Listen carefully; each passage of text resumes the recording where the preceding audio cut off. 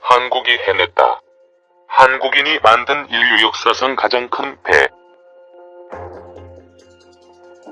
인류가 신석기 때 배를 사용하기 시작한 이후 새로운 배는 탐험과 개척의 상징물이었다. 노아가 대홍수에서 살아남거나 컬럼버스가 신대륙을 개척할 때에도 배가 함께 했다. 중국 명나라 시대 정화 장군이 남쪽 바다 대원정을 떠날 때에도 이순신 장군이 임진왜란 때 혁혁한 전과를 올릴 때에도 전례 없던 규모와 형태의 배가 등장했다. 새로운 배는 기술의 진보를 그리고 인류의 새로운 삶을 의미했다. 바다를 통해 세력을 확장하려면 배가 필수품이다. 동서남 3면이 바다에 있는 한국인에게 크고 좋은 배를 만드는 것은 오랜 꿈이었다. 세계 1위의 한국 조선업계는 이러한 꿈을 현실로 만들어 왔다. 그것이 최근의 한국 조선사이다. 이 조선사의 새로운 한 페이지가 더 추가됐다. 경남 거제의 삼성중공업 조선소가 지난해 12월 3일 인류 역사상 가장 큰 배를 만들어 거제 앞바다에 진수한 것이다. 네덜란드, 영국 합작의 세계적 정유회사인 로열 더치 쉘이 주문한 프리로드 FLNG이다. FLNG는 해상에서 천연가스를 채굴한 뒤 정제하고 LNG로 액화해 저장, 하역할 수 있는 해양 플랜트 설비이다. 삼성중공업이 만든 프리로드는 세계 최초의 분유식 LNG 생산 설비이다. 현재 바닷속 LNG 생산 과정을 보면 해저 가스전에서 뽑아 올린 천연가스를 파이프라인을 통해 육상으로 보낸 뒤 액화해 저장한다. 그리고 LNG 수송선으로 수요처까지 운송했다. 하지만 FLNG는 이러한 모든 과정을 해상에서 수행할 수 있다. 배는 배지만 사실상 바다 위에 떠있는 가스공장인 셈이다. FLNG를 이용해 해저 가스전을 개발할 경우 평균 2조 원에 달하는 육상의 액화, 저장 설비를 건설할 필요가 없다. 해저 파이프를 설치하지 않기 때문에 가스 누출로 인한 해저 생태계 파괴도 막을 수 있다. 프리로드는 선체 골격만 건조된 상태로 세부 시설물까지 갖추려면 아직 2에서 3년간 추가 공정을 거쳐야 한다. 하지만 벌써 각종 세계 신기록을 세웠다. 여의도 63빌딩의 약 2배, 뉴욕의 엠파이어 스테이트 빌딩보다도 길어. 인류 역사상 가장 큰 배라는데 얼마나 큰가? A 길이 488m, 폭 74m, 높이 110m, 중량 20만 톤이다. 길이 488m는 남산 서울 엔타워나 여의도 63빌딩을 눕혀놓은 것보다 2배나 길다. 국내에서 현존하는 제일 높은 건물인 부산 해운대 두산 리브더 제니스는 물론 뉴욕 맨해튼의 엠파이어 스테이트 빌딩보다 길다. 세계에서 세 번째로 높은 건물인 대만 타이베이 금융센터에는 다소 못 미친다. 중량 20만 톤은 세계 최대 항공모함의 2배이다. 세계 최대 항공모함인 이미 잠의 만재 중량이 10만 6천 톤에 불과하다. 최근 명명식을 가진 미국의 신형 항공모함인 제럴드 포드함은 중량이 다소 늘어난 11만 2천 톤이지만 프리로드와는 비교가 안 된다. 몸무게가 평균 5에서 6톤인 아프리카 코끼리 3만 5천 마리를 합한 무게에 해당한다. 프리로드는 향후 2에서 3년 동안 상부 플랜트 설비 탑재 등 추가 공정을 마치면 선체 무게가 26만 5천 톤으로 늘어난다. LNG 액파 설비 등 각종 플랜트 모듈이 설치되는 상부 면적은 축구장 5개를 합한 것보다 넓다. 이 모든 과정을 마친 뒤 LNG를 가득 채우게 되면 총 중량은 60만 톤이 된다. 최대 무게가 세계 최대 규모 항공모함의 약 6배에 이르는 셈이다. 큐 역사상 다른 유명한 배들과 비교해본다면 A 2012년 8월 네덜란드의 사업가 요한 휘버스가 구약 성경에 나온 크기대로 노아의 방주를 실물로 재현했다. 크기는 길이 300규빗, 높이 30규빗, 폭 50규빗이다. 창세기 신화에 나오는 방주의 규모가 과장됐다고 하더라도 방주의 크기는 프리로드의 3분의 2도 안 된다. 중국 명나라 시대의 정화 장군은 영락 황제의 명령에 따라 1406년 6월부터 모두 7차례에 걸쳐 남쪽 바다 대원정을 떠났다. 명사에 따르면 1차 원정을 떠날 당시 함선 62척, 승무원 27,800명으로 이루어진 선단을 이끌었는데 가장 큰 배는 길이 44전, 폭 18전이었다. 유럽에서 아프리카 남단을 돌아 인도에 이르는 항로를 개척한 바스코 다 가마의 함대는 120톤급 세척이었고 아메리카 대륙을 발견한 콜럼버스의 함대는 250톤급 세척이었다.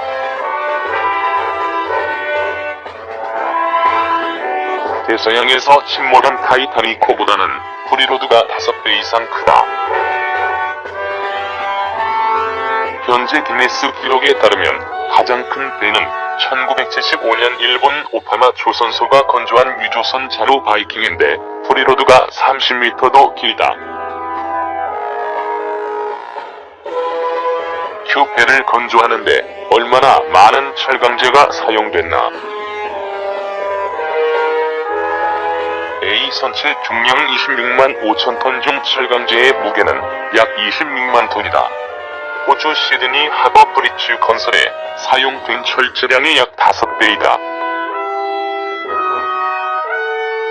26만 톤의 철강제 중 후판이 약 15만 톤을 차지하는데 포스코가 이 15만 톤 전량을 공급한다. 큐배인가 해상구조물인가?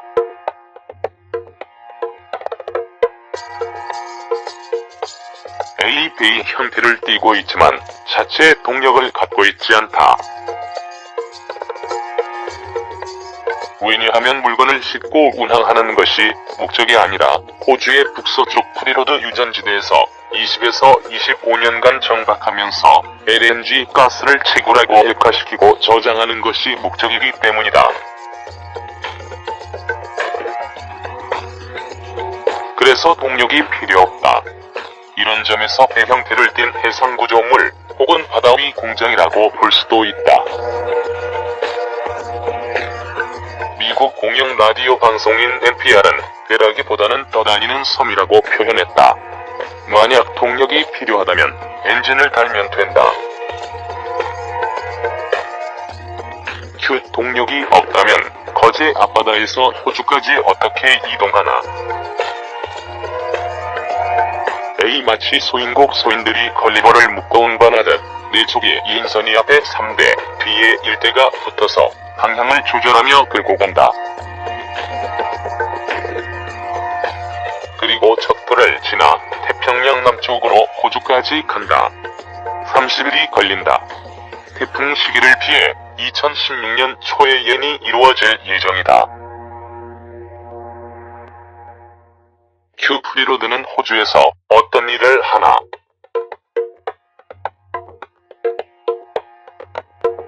A. 호주 서부의 육지에서 약 200km 떨어진 바다에 정박하면서 20에서 25년간 심해 가스 채굴 및 처리 작업을 한다. 채굴된 천연가스를 영하 162도씨에서 600분의 1 부피로 액화시킨다. 이때 천연가스를 냉각시키기 위해 어울리는 바닷물의 양이 시간당 5천만 리터에 이른다. 저장된 액화가스는 LNG 운반선들이 와서 옮겨 싣고 소비자들에게 나르게 된다. 2주간 교대 근무하는 형태로 항상 100명의 직원이 상주한다. 프리로드는 폭풍우나 최고등급의 사이클론에도 끄덕없이 견딜 수 있도록 설계됐다. 큐 프리로드의 연간 LNG 생산량은 얼마나 되나? A 연간 360만 톤이다. 국내 1년치 소비량의 11%에 해당한다. 홍콩의 연간 LNG 소비 규모의 117%에 이른다. 선체 내부 45만 5천 세제곱미터 부피의 저장 탱크에는 국내 3일치 소비량에 해당되는 LNG를 저장할 수 있다. 45만 5천 세제곱미터는 올림픽 공식 수영장 175개를 가득 채울 수 있는 규모이다. 완공 후 프리로드의 자체 중량은 26만 5천 톤이지만 저장 탱크를 모두 채우면 총重量이 60만 톤에 달한다. 큐 총건조 비용은 얼마나 되나?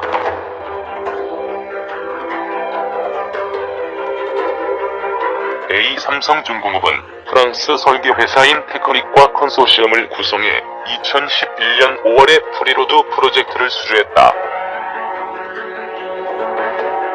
설계는 삼성중공업과 테크닉이 공동으로 실시하고 제작은 삼성중공업 거제조선소에서 진행되고 있다. 이 중 삼성중공업의 수주 금액은 약 30억 달러이다. 30억 달러는 국내에서 생산하는 중형 승용차 약 12만 대의 수출 금액과 맞먹는다.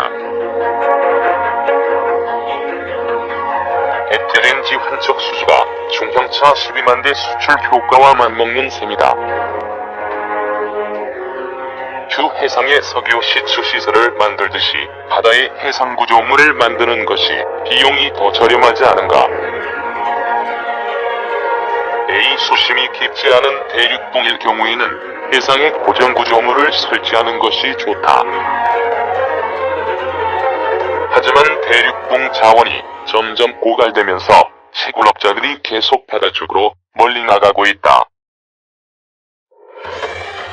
수심이 너무 깊으면 고정물을 만드는 것보다 배 형태로 만들어 성처럼 뛰어넘는 것이 경제적이다. 그래서 FLNG 선박이 각광을 받고 있다.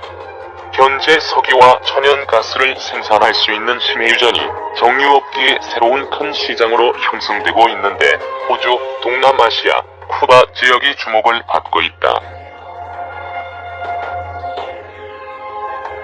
호주의 경우 2010년 490억 세제곱미터인 천연가스 생산이 프리로드 덕택의 2020년까지 곡절 이상으로 늘어날 전망이다. 큐 총인력은 얼마나 투입됐나?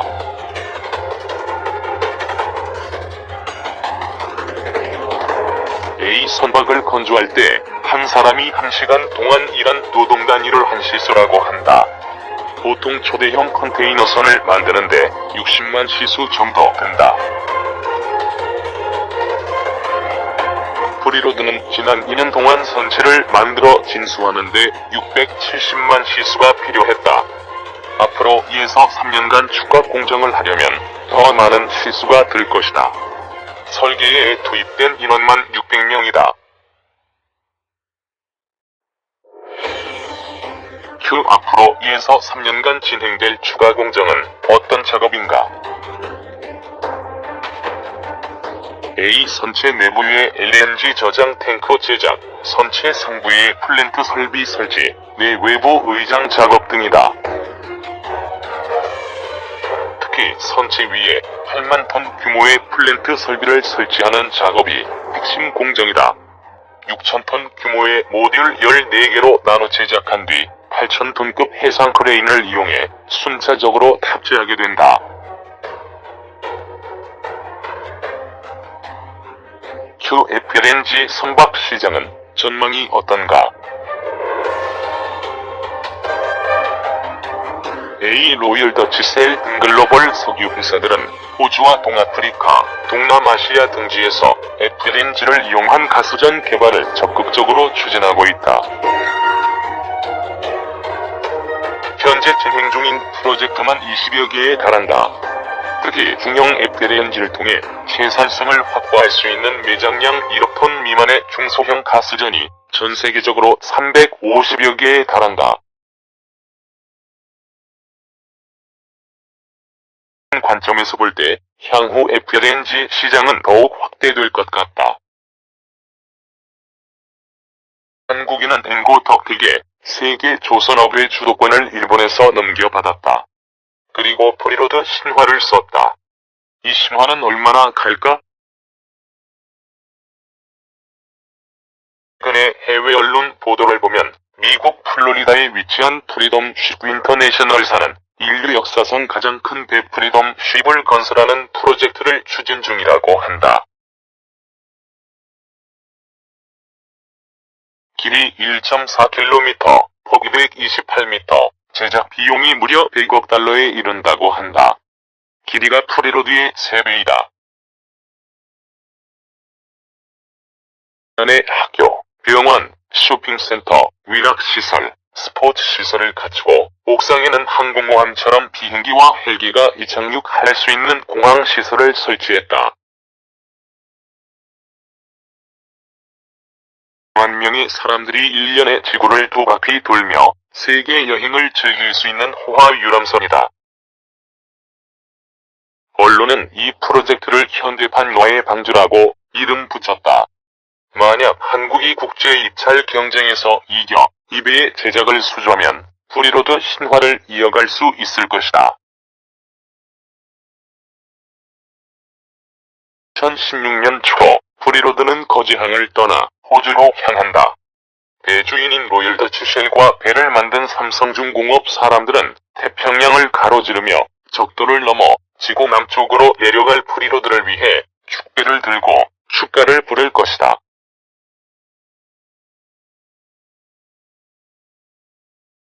온 여정을 출발한 선원들은 낮에는 꿈에 부풀고 밤에는 태평양을 요로 삼고 달빛 은은한 밤하늘을 이불로 삼아 프리로드를 베고 단잠을 잘 것이다.